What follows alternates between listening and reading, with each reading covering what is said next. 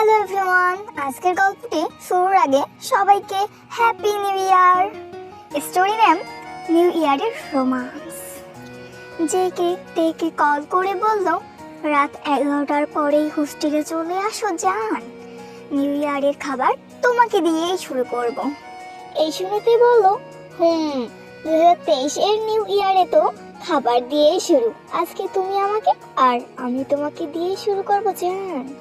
আসলে তে আর জেকে ছোটবেলা থেকে জিএফ অ্যান্ড বিএফ, তো তাই জেকে তেকে কল করে বলল নিউ ইয়ারে রোমান্স করার জন্য।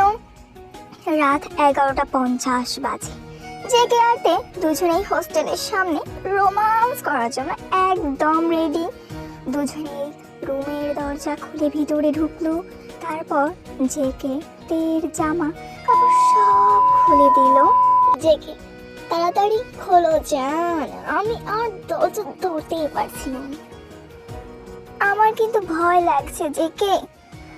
কেন ভয় জান, আমি তো আছি। তুমি যদি জোরে দাও, আমার যদি লাগে বেবি। তারপর জেকে শুরু করে দিল আর তে চিল্লাতে শুরু করলো, তবুও কি সহ্য করতেই হবে, যেহেতু ওরা জিএফ অ্যান্ড বিএফ। লাগছে তো জান। চুপ করো তো, একটু আগেই শুরু করলাম আর তোমার শুরু হয়ে গেছে। প্লিজ প্লিজ স্লো করো জান, আমার লাগছে তো। জেগে, হয়েছে, দাঁড়াও, ধীরে করছি তো শোনাও। এভাবেই আজকের রাতটা শেষ হলো।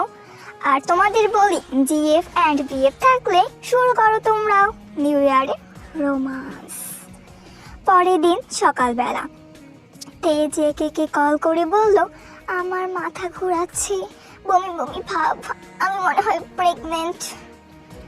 জেকে, কালকে শেষ করলাম এবং কালকেই ফার্স্ট করলাম, আর তুমি এত তাড়াতাড়ি প্রেগনেন্ট হয়ে গেল। প্রাণ করছো না? হয়তো কোনো প্রবলেম কিংবা গ্যাস্ট্রিক, তাই হতেই পারে। তাহলে কি আজ দেখা করবে না জান? না বেবি, আজকে আর দেখা করা হচ্ছে না। তুমি যে কালকে নিউ ইয়ারে কত ব্যথা দিয়েছো। এই বলে তে কল কেটে দিল। কয়েকদিন পর তে জেকে কল করলো আর বলল, আমি মনে হয় সত্যি প্রেগনেন্ট। জেকে, তাহলে এখন কি হবে? তুমি কি শিওর হলে আসো, ডক্টরের কাছে নিয়ে যাই, চেক করে দেখি। তে বলে, আচ্ছা আমি যাচ্ছি। তারপর ওরা দুজন বাইকে করে ডক্টরের কাছে গেল ও ডক্টর চেক করে জানলো তে আসলেই প্রেগনেন্ট। ডক্টর জেকে কে বলল, আপনি বাবা হতে চলেছেন। তখন জেকে বলে, কি বিয়ের আগে বাবা হলাম? তেকে চুপি চুপি বলল। তে বলল, করলে আবার বিয়ের আগেই বাবা হবে না? কিন্তু এখন কি হবে? তে বলল, আমার বাবা মা জানলে কি হবে বলো তুমি? জেকে, আর কি হবে জান, চলো আজকেই বিয়ে করে ফেলি, দেন বাচ্চা হলে কেউ বুঝতে পারবে না। কিন্তু মাথা ঘোরানো বমি বমি ভাব দেখে যদি মা বুঝতে পারে, তাহলে নতুন বছর হবে আমার জন্য অভিশাপ। জেকে, আরে না, চলো আগে বিয়ে করি, তারপর দেখা যাবে। এই কথা বলা শেষ করার পর ওরা দুজন গিয়ে বিয়ে করে ফেলে।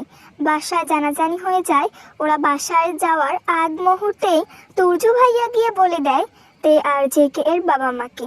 তুর্য ভাইয়া আসলে তে এর চাচাতো বোন ভাই। বাসায় কোনো সমস্যা হলে তুর্য ভাইয়া সবাইকে বুঝিয়ে বলে, মানে সবাই তুর্য ভাইয়ার কথা শোনে। সবাই বুঝিয়ে বলার পর বাসার সবাই বুঝতে পারে, মেনে নেয় ওদের বিয়েটা। 26 এসেছে ওদের জীবনকে রোমান্স আর আনন্দের ছোঁয়া নিয়ে। 9 মাস পর ওদের একটা যমজ, একটা ছেলে আর একটা মেয়ে হয়। ওদের নাম রাখা হয় লিসা আর মিকি। লিসা আর মিকি হওয়ার দিন তে সকালবেলা ঘুম থেকে ওঠে। তারপর তে এর পেট ব্যথা শুরু হয়। অ্যাম্বুলেন্সে করে হসপিটালে নিয়ে যাওয়া হয়। পরিবারের আনন্দের ছায়া। ধীরে ধীরে ওরা দুজন বড় হয়ে যায়। দুজনের বয়স 10 বছর করে, তবুও তে আর জেকে সেই ইয়াং ম্যান।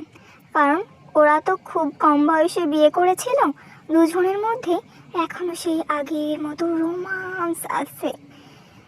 তে আমি আর পারবো না, জেগে আমার আর একটা মেয়ে বাচ্চা লাগবেই। ভুলে গেছো বাচ্চা নেওয়ার আগে 10-12 বার করতে হয়? আমি পারবো না, এমনিতেও প্রতিটা রাতে সহ্য করতে হয়। ভাগ্যিস ওরা দুজন, লিসা আর মিকি ঘুমিয়ে যায়। জেগে আজকেও তো তাড়াতাড়ি ঘুমিয়ে গেছে, জান তুমি সব খোলো। তারপর ওরা দুজন ঘুমিয়ে গেল আর ওদের রোমান্স শুরু হয়ে গেল। তে আস্তে ঢুকো বেবি, আমি আর পারছি না। জেগে চুপ করো, আর একটু গল্প আছে। দাঁড়াও, এত নড়ছো কেন? তে আমি কিন্তু এবার সত্যি চিৎকার করব, আর পারছি না তো। জেগে এত জোরে জোরে চিল্লাইও না, বাচ্চারা উঠে যাবে তো বেবি।